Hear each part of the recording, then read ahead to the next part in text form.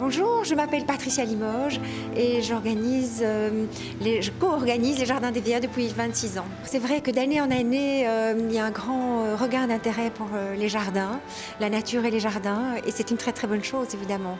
Mais on draine beaucoup de monde de partout.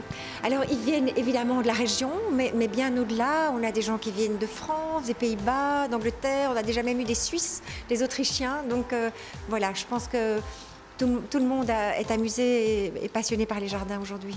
Pour ceux qui ne connaissent pas le principe, comment peut-on résumer ces deux week-ends qui se déroulent à deux moments très précis de l'année ?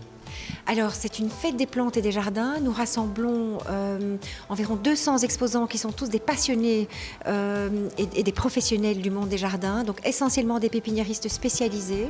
Ça se passe évidemment dans le cadre de l'ancienne abbaye des Vierges, qui est un lieu plein de charme et de magie, qui est une ancienne abbaye qui date du XIIIe siècle à l'origine.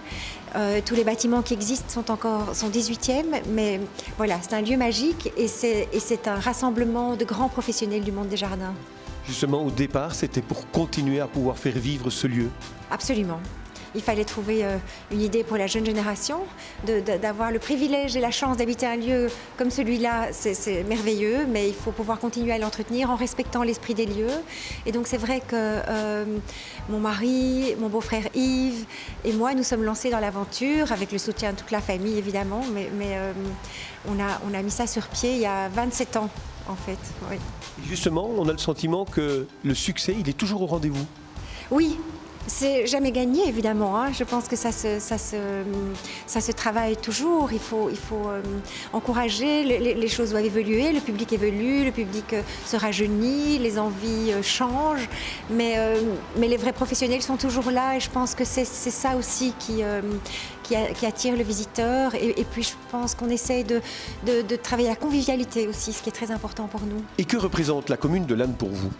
Alors c'est ma commune d'adoption, ça fait 31 ans que je vis à Lannes. La famille de mon mari y vit évidemment depuis beaucoup plus longtemps.